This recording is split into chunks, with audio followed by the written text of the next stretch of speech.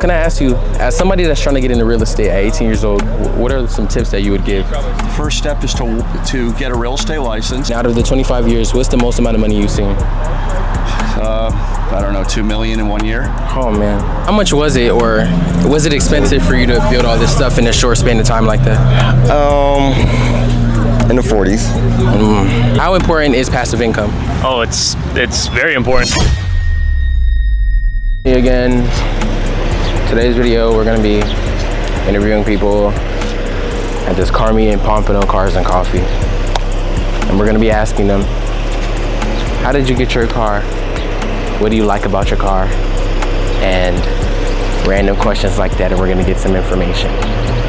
Okay guys, so we'll be back and we're gonna get started with our first interview. So, who do we have here today? I'm Scott. Hey Scott, how's your day going? Good. How are you? Good. So I want to ask you the question, how do you afford this car? I'm in real estate. Oh, really? Yes. So can I ask you, as somebody that's trying to get into real estate at 18 years old, what are some tips that you would give? First step is to get a real estate license. Of course. Work for somebody, learn how real estate works, and then start investing. And by investing, what do you mean by that? Like, I own a company called Prime Florida Land. You can see it on primefloridaland.com. And I buy and sell land on the west coast of Florida. And I've been doing it for 25 years. And out of the 25 years, what's the most amount of money you've seen? I don't know, $2 million in 1 year. Oh man. And with the $2 million, did you put that in any assets? Yes, I bought a house on the water.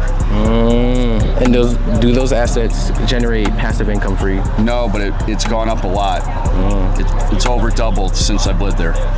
So another question on the real estate side.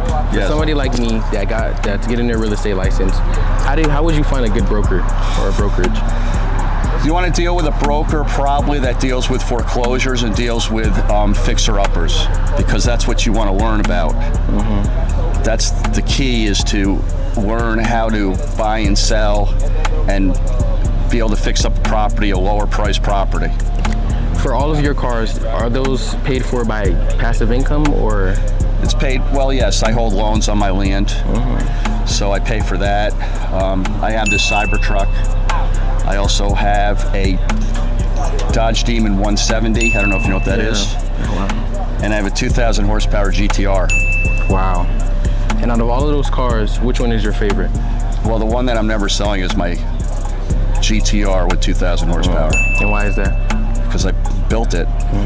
I mean, I've had Lamborghinis, Ferraris, I've had everything. So when do you think you should be able to get a supercar? Like, at what point in your life, once you start to grow money? It's more important to have a piece of property that you live in, because a supercar is going to go down in value. It's just the way it is. You want to have real estate. That's more important than anything, where you live. Okay. And because you're not going to live in your car. Yeah, of course. For your first investment in a house, what should you look for? Well, when I first started, I would buy and sell houses. That's what I did. Of course. You want something that you can buy under market that needs work, and you got to find those properties. That's why if you work for an investment firm that just deals with those kind of things, you're going to learn how to do it. Okay, sir. Thank you for having this interview with me today. My name is Jameer. I'm Scott. Thank you. So guys, as you can see, real estate is one stream of income that a lot of people go to. Over 80% of millionaires are invested into real estate or do real estate. So, you got a Cybertruck, a GTR, 2,000 horsepower. Real estate could take you far. Assets that you generate produce passive income and can help you pay for that. We're gonna go on to the next interview.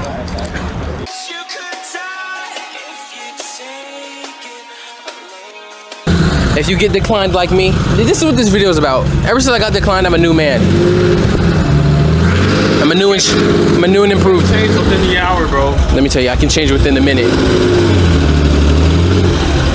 But we're gonna go look for some more people to interview, because I can't do this anymore. Can I interview you for a quick minute? I'm actually gonna make a phone call. I'm sorry, man. Okay, you're fine. Of course. Who are we here with today? What's going on? My name is Stevie. Call me Stevie B. Got a 97 MK4 15 limited anniversary edition. What do you want to know about it? I can't tell you the whole details. Okay. But I want to ask you, how long did it take you to get to this point in this stage into the car? Well, originally it was my father's. He ended up passing from cancer, so he left this to me. He also had another one, was a 94 automatic. He sold that one. He also had a Buick Grand National, so I come from the car life. With this, it was sitting for 10 years. It took about 6 months to get it to where it's at right now. Wow. I got it work done in New Jersey, Newark. My gosh, shout out to my guys at KM Auto Works, Larry and Eric. They did an amazing job. Of course. Some of the upgrades, we added a fuel flex. So on 93, I'm about 6. E85, I'm higher. The turbo is a 64, 66 next gen precision. We got a catch cannon there. We got a billet S23 exhaust manifold. What else? Injectors are ID 1700s. Exhaust is Trust. So let me ask you this question. How much was it, or was it expensive for you to build all this stuff in a short span of time like that? In the 40s. Do you think it's worth it? Yeah, of course. I mean, it was sitting for 10 years, so it took a lot of work to get it up to this point, and I'm happy with it. I love it. That's good. Do you make content with this car, or? I'm starting to, yeah. I'm starting to now. That's good. Well, would you ever sell the car? Oh, no. For something else? Never. It's more sentimental than anything, so no price on this at all. Because one thing I do love, when me and my dad used to go out, besides car meets and car races, every Sunday he would be like, hey, let's go ice cream, and go get ice cream to drive, and that was my favorite part about the car and him. So, that's good. Yeah, I would never sell it, no matter what. So it's just priceless. Priceless. And right now, I'm hoping that I'm going to keep it in mint condition and then give it to my son. He's 7 right now, so hopefully I can, pass it on to him. Well, that's good. Family legacy. Yes. Keeps it going. But that's nice talking to you, man. Do you have any ads or anything you want to put in? Just @StevieB_2JZ. I appreciate your time, man. Thank you. Thank you. Have a good one, guys. Get a hold of the engine again. Look at it. It's beautiful. Oh my gosh. Thank you. We got the TE37s on there. Of course. Got it. Should we get it? Come on. Get it. It's on the side. You're lost. This guy. What do you have here today? C8 Z06. Oh my gosh. Not even just a regular C8, the Z06. In 100 grands and up, maybe 150? A little more. So as a regular civilian, as you stated, how do you afford this car? Make sacrifices, work hard, stay in your own, what you know, keep to yourself, Of course. So, do you have any passive income? Yeah, I have some stuff. Oh, assets? Of course. How important is passive income? Oh, it's very important. It gives you the freedom to do what you want to do in life instead of what you have to do. So if you get out ahead and create space for yourself, you can start enjoying life, and you don't have to worry about the stress of emergencies or anything like that. And another thing, do you think real estate is a great form of assets or passive income? It just depends who you are, because some people excel at certain things. Don't be afraid to try something new or do something that better suits you. A lot of people are going to gravitate towards the things that they hear other people are doing. Do what works best for you. And can I ask you, for you to afford this car, is this all passive income or just? I mean, I feel like any hardworking American can afford a Corvette, and that's why they make this car. Is if you budget correctly and you really want the car and you work hard enough, you can afford it. Are those the steps that you did to afford this car? Absolutely. And at what point in your life, or what stage of money, your stage of your financial stage or financial status, did you think, oh, I'm gonna get this car? I mean, I've loved Corvettes since I was a kid. It was a childhood dream of mine, and it's my main interest, my main hobby. So this was something that I knew eventually, even from a couple years old, that I would have in life. I believed in it, I wanted it, I manifested it.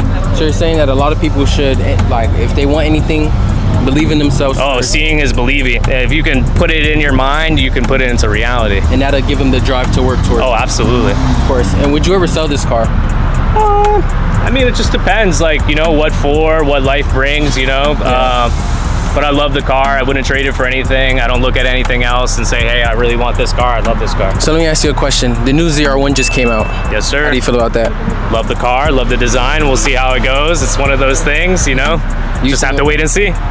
If the price is good enough, would you get it instead of this? I mean, it's one of those cars where it's price isn't really a factor. You have to really want that car to get that car. So it's like, you know, if you're worrying about the financials of it, it's probably not for you. You know, it's one of those things you should, you know, if it's something that you want and it's something that you know you can have, you can kind of set your eyes on it. Or Of course, and then the last question, is this your only car?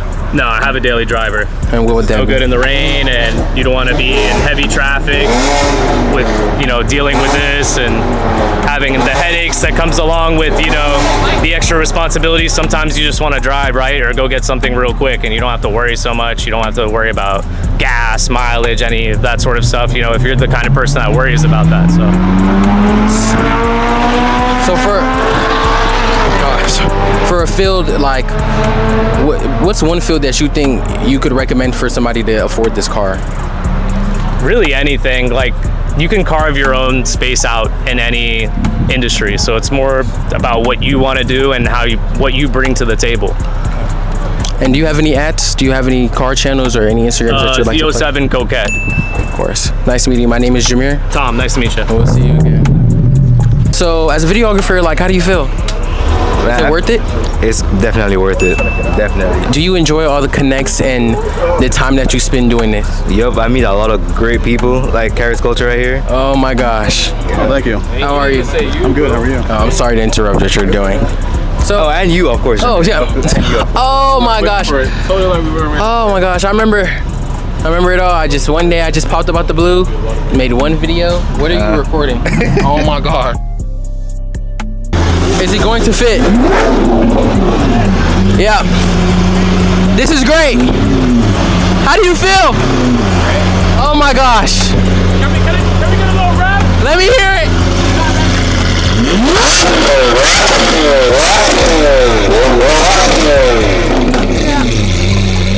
It's all worth it. I don't think my mic's gonna work after this.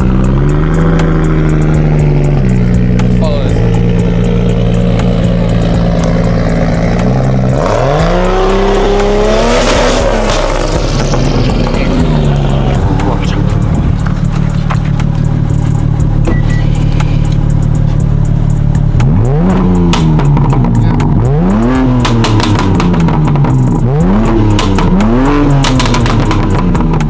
As you can see, man, we did it all today with the help of our guys here at our team.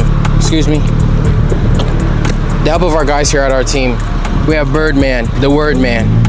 He did it today. He really helped me out. Word, not the nerd. He wasn't the nerd today. The other day, maybe a month ago, he was the nerd. Definitely. I think 2 months ago, right? It was in June. We're in July. Yes. No, that was not in June. It was definitely in June. But guys, you know, as you say, I hope you guys learned something from this video today. You know, we got declined a couple times, but we came back through, got confident again, talked to some people, made some connects, and did everything we had to do to get to that next level.